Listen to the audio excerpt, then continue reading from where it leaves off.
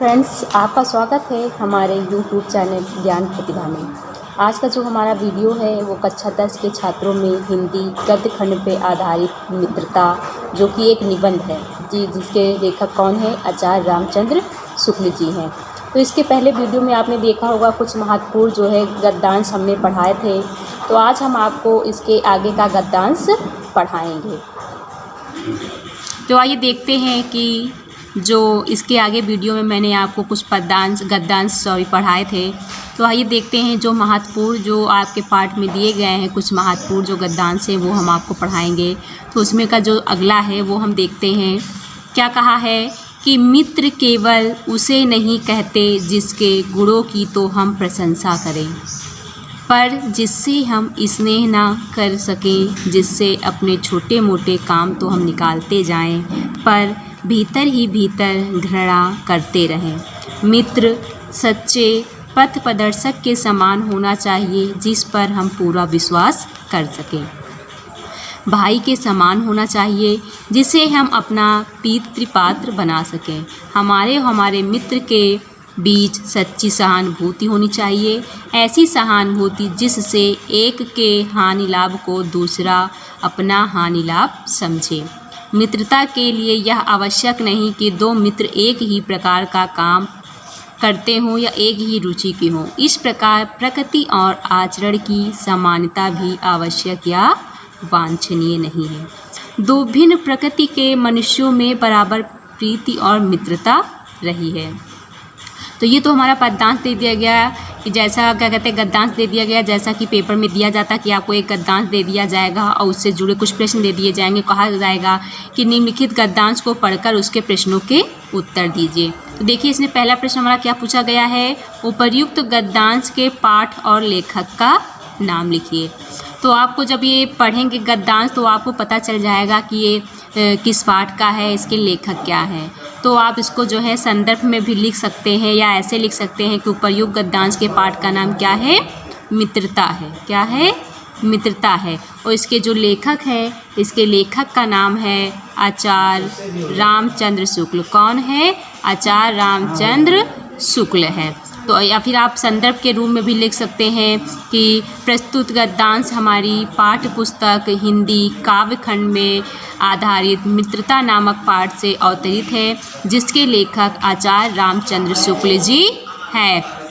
फिर देखते हैं अगला जो प्रश्न किया गया है वो किया गया है कि रेखांकित अंश की क्या करनी है, आपको व्याख्या कीजिए। तो देखिए इसमें जो शब्द यहाँ पर लाइन जो है ये रेखांकित है, उसकी हमें क्या करनी है? व्याख्या करनी है। लेकिन हम आपको जो है पूरे गद्यांश की व्याख्या करके बताए समझाए दे रहे हैं कि पेपर में कब कहाँ पे जो है लाइन खींच के पूछ लें कि उसकी व्याख्या कीजिए। तो आइए देखते हैं पूरे पद्यांश की व्याख्या क्या होगी।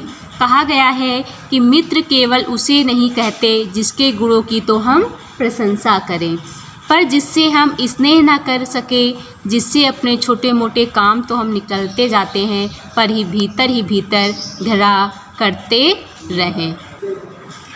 तो क्या कहते हैं? शुक्ल जी कहते हैं कि सच्चा मित्र वह नहीं हो सकता जिसके गुणे व कार्यों की हम प्रशंसा करते हैं। क्या कहा गया है? जिसके गुणों की तो हम प्रशंसा करें। कहते हैं कि सच्चा मित्र वह नहीं हो सकता जिसके गुणों व कार्यों की हम प्रशंसा तो करते हैं, पर जिससे हम स्नेह ना कर सकें। परंतु मित्र वह नहीं हो सकता जिसके गुणों व कार्यों की हम प्रशंसा तो करते हैं, लेकिन अपने मन से उसे प्रेम नहीं करते। क्या होता है? पर उसे मन से प्रेम नहीं करते।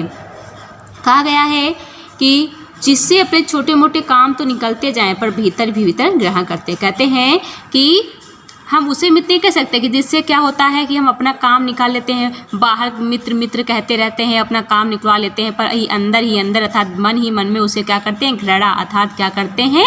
नफरत करते हैं। तो कहा गया है कि मित्र वह नहीं हो सकता जिसके गुणों व कार्यों की हम प्रशंसा करते हैं, और क्या कहते हैं? लेकिन हम उसको सच्चे मन से प्रेम नहीं करते हैं। फिर कहा है मित्र सच्चे पथ प्रदर्शक के समान होना चाहिए, जिस पर हम पूरा विश्वास कर सकें। कहा गया है कि मित्र जो है किस प्रकार का होना चाहिए, एक सच्चे पथ प्रदर्शक के समान होना चाहिए। किसके समान होना चाहिए, एक सच्चे मार्गदर्शक के रूप में होना चाहिए, जिस पर हम क्या कर सकें, पूरी तरह से विश्वास कर सकें।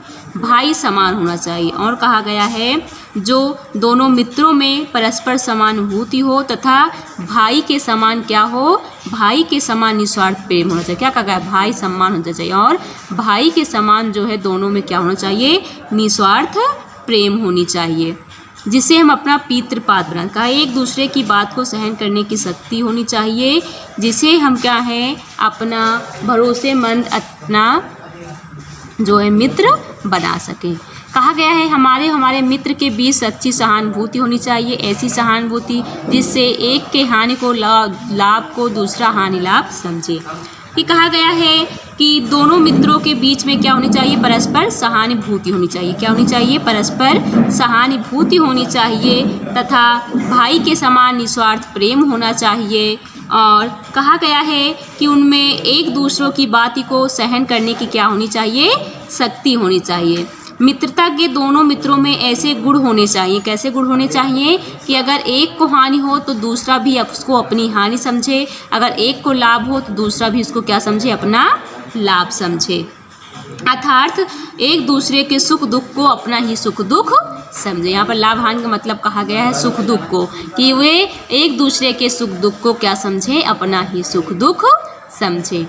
फिर कहा गया है कि मित्रता के लिए आवश्यक नहीं कि दो मित्र एक ही प्रकार का काम करते हों या एक ही रुचि के हों। तो कहा गया है कि आचार्य रामचंद्र शुक्ल जी कहते हैं कि सच्ची मित्रता के लिए यह आवश्यक नहीं कि दोनों मित्र एक ही ऐसा ही कार्य करते हों। क्या हो कि दोनों मित्र जो है एक ही जैसा कार्य करते हों या उनकी जो रुचि होती है वो कैसी हो, समान। जो पसंद नापसंद की बात की गई है कि दोनों की पसंद कैसी हो, एक जैसी हो, यह जरूरी नहीं है।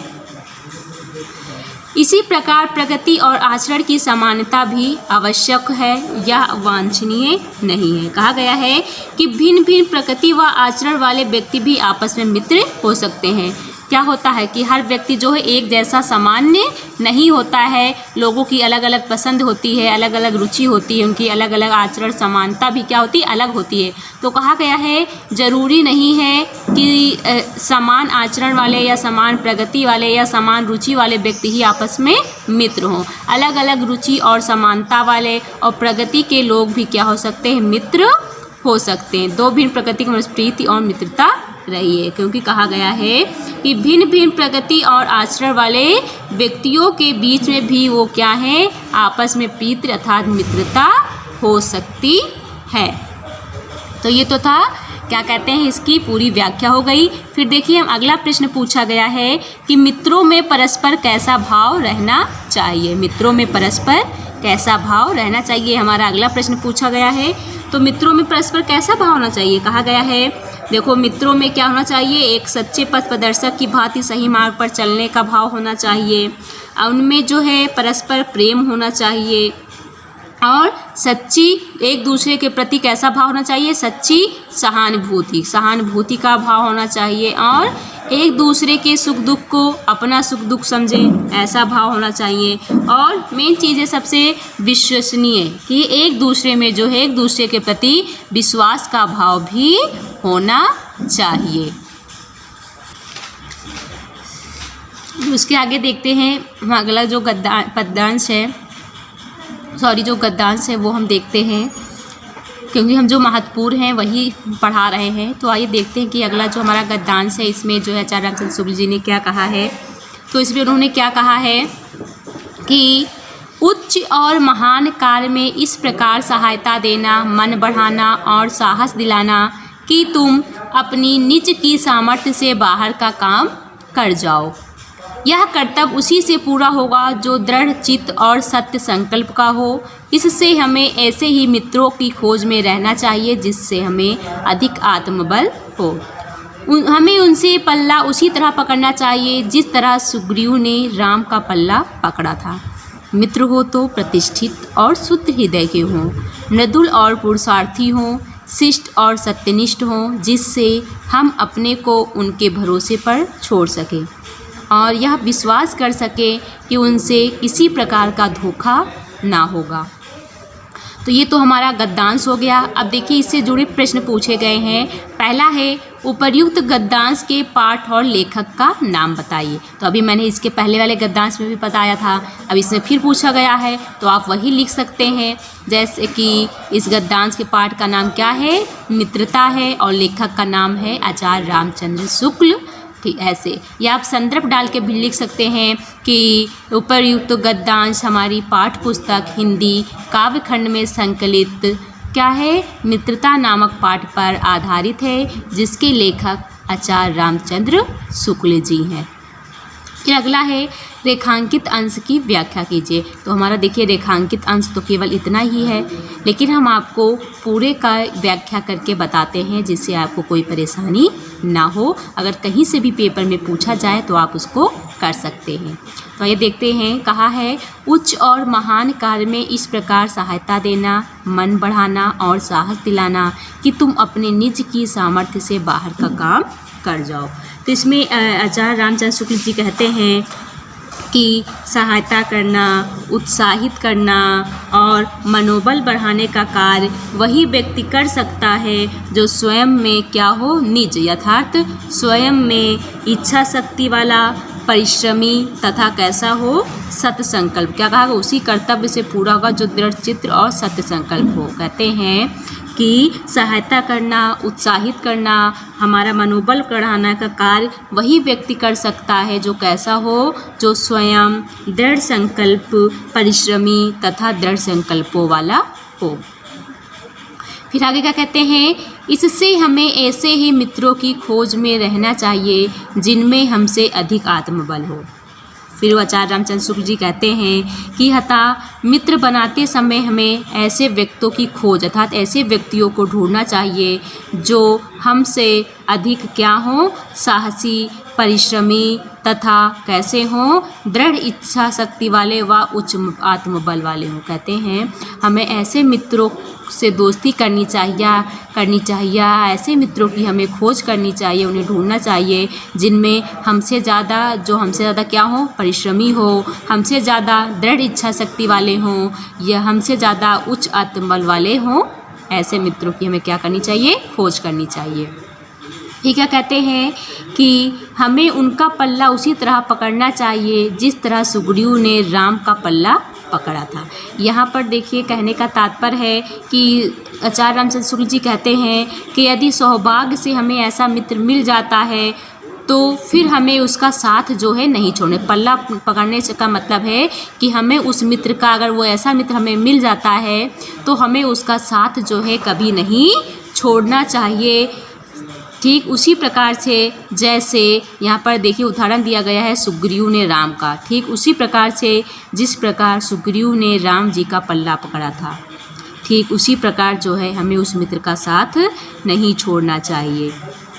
क्योंकि कहते हैं कि वानरराज सुग्रीव ने श्री राम की आत्मशक्ति, ओज व बल का विश्वास हो जाने पर उनका क्या किया था, आश्रय ग्रहण किया था और फिर उनका साथ जो है नहीं छोड़ा था। श्री राम की शक्ति के बल पर भी वह अपनी पत्नी अर्थात सीता को, अपने राज्य को पुनः प्राप्त कर सके और श्री राम जैसा मित्र पाकर सुग्रीव जो है क्या हो गए थे, धन्य हो गए थे। इसलिए अगर हमें ऐसे मित्र मिल भी जाते हैं तो हमें उनका जो है पल्ला कभी नहीं छोड़ना चाहिए अर्थात उन्हें पकड़े रहना चाहिए। ये कहते हैं मित्र हो तो प्रतिष्ठित और शुद्ध हृदय के हों।